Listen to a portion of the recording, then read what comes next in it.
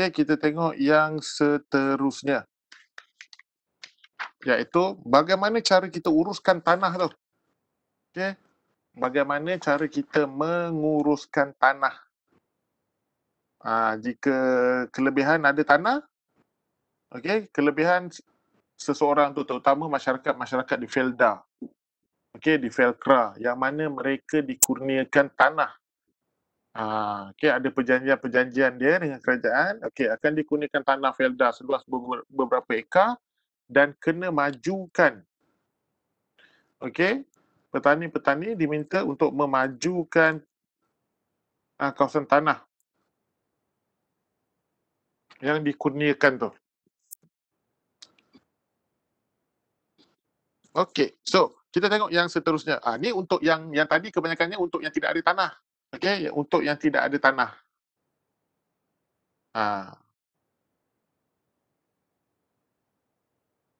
Iaitu yang duduk di bandar boleh gunakan hidroponik, macam itulah. Okey, ni yang ada, ni untuk pengurusan tanah pula. Bagaimana kita melihat benda tu. Okey, so yang pertama, kita pergi balik dekat soalan tu.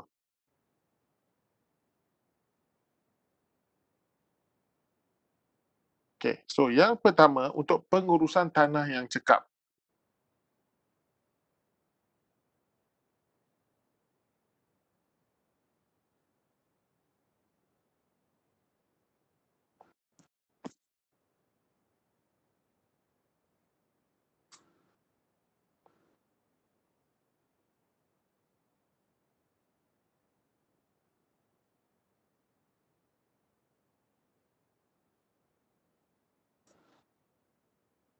Okey, pengurusan tanah yang cekap. Nampak je senang. Okey, nampak je senang. Untuk menjadi petani saja, semua orang boleh. Untuk menjadi petani moden, dia susahnya apabila kita sebut perkataan untuk menjadi petani moden. Tu yang agak sukar sikit. So, dia berbagai-bagai cara. Okey, so penggunaan tanah yang cekap sebagai contoh yang pertama, kita gunakan sistem tanaman bergilir.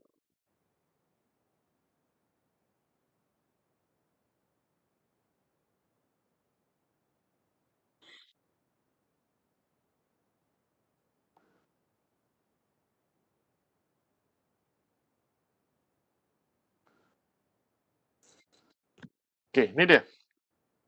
Kita panggil sebagai sistem tanaman bergilir. So, cikgu, apa yang dikatakan dengan sistem tanaman bergilir tu? Tu dia. Jangan kamu plan macam, okey, aku tahun depan nak balik kampung, mak ada tanah besar dekat kampung, nak tanam cili je. Tak boleh. Dia kena ada penggiliran. Okey, dia kena ada penggiliran kerana setiap pokok akan mempunyai kegemaran dia yang berbeza. Hasil tanah dia yang berbeza. Kalau macam kamu ada beradik 5 orang, mak kamu mesti tahu. Abang suka apa, adik suka apa. Kalau letak benda-benda yang sama, dia akan habis. Betul tak? Dia akan habis. Sebab tu kita kena ada penggiliran tanaman.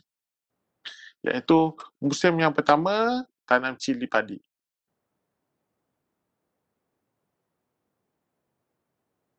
Okey, dah 2 kali tanam, dah harvest. Tanaman yang kedua, okey, plan pula tanam terung. So tanamlah 2 kali ke 3 kali ke sampai puas hati apa semua dengan kualiti pengeluaran buah dia. Lepas tu tukar bendir pula. So macam tu. Lepas tu kita, sebab tu pentingnya penggiliran tanaman ni. Dia akan mengekalkan kesuburan tanam. Mengekalkan kesuburan tanah. Okey, yang tu dia. Dia akan kekalkan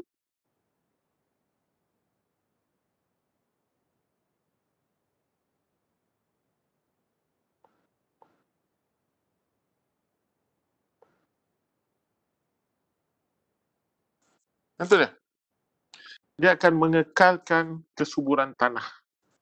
Apabila kita melakukan konsep tanaman bergilir tu, dan dia juga akan meningkatkan hasil pengeluaran juga. So ingat sistem tanaman yang bergilir.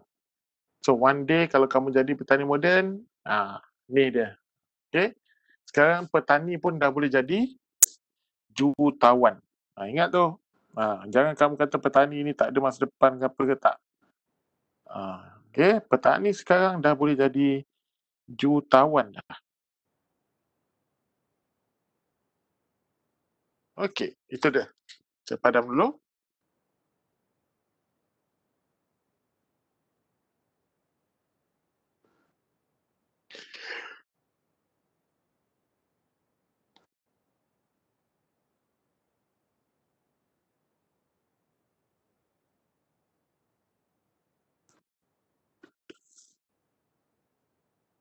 Seterusnya, kita mengamalkan sistem bersepadu. Okay. Sistem bersepadu.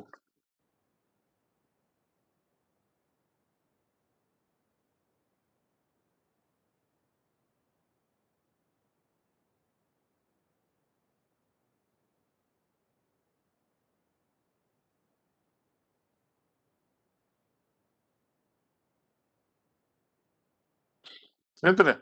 Sistem bersepadu. So, apa yang kita faham dengan sistem bersepadu ni? Itu dia. Okay, apa yang kita faham dengan sistem bersepadu? Mudah je sistem sepadu ni. Okay, sistem bersepadu ni yang saya katalah dekat Felda.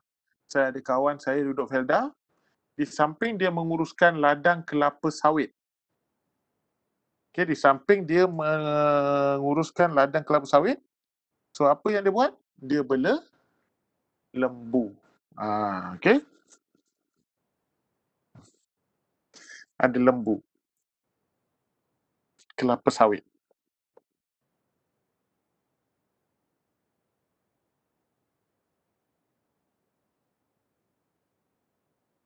Itu dah. Okay, kita ada lembu dan kelapa sawit.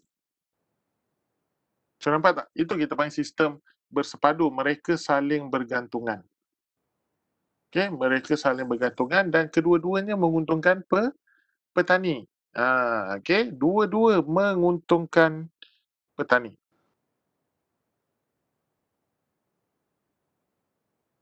Iaitu lembu akan ada sumber pendapatan lah. Kalau jual ke apa ke macam baru-baru ni musim raya haji, RM5,000, RM6,000 seekor lembu tu. Dan najis lembu tu juga boleh dijadikan sebagai baja yang boleh digunakan. Daun kelapa sawit, buah kelapa sawit tu pun boleh dijadikan makanan kepada haiwan juga. Okay, itu kita panggil sebagai sistem bersepadu. Buah kelapa sawit pun dapat, benda-benda lain pun dapat. Nampak tu bijak tau. Nak menjadi petani ni kena bijak. Okay, nak menjadi petani moden kena bijak. Itu dia.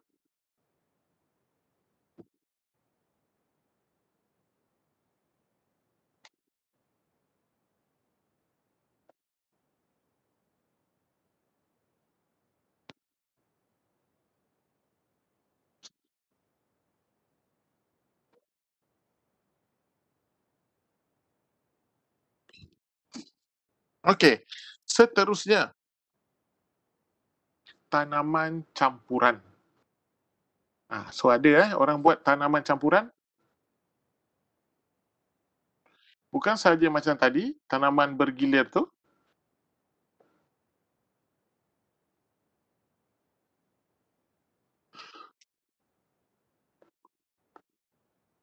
Ini dia, tanaman campuran. So, untung tau sebenarnya. Kalau yang ada tanah Felda tu, tanaman campuran, sistem bersepadu, okay, bela lembu dan ada kelapa sawit, bela ikan air kolam, okay, ikan kolam air tawar, macam tu.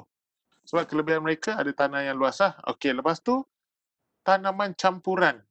Okay, pokok kelapa sawit ni, rimbun. Okay, pokok kelapa sawit, rimbun. Ni pokok kelapa sawit lagi. Okay, ni pokok kelapa sawit.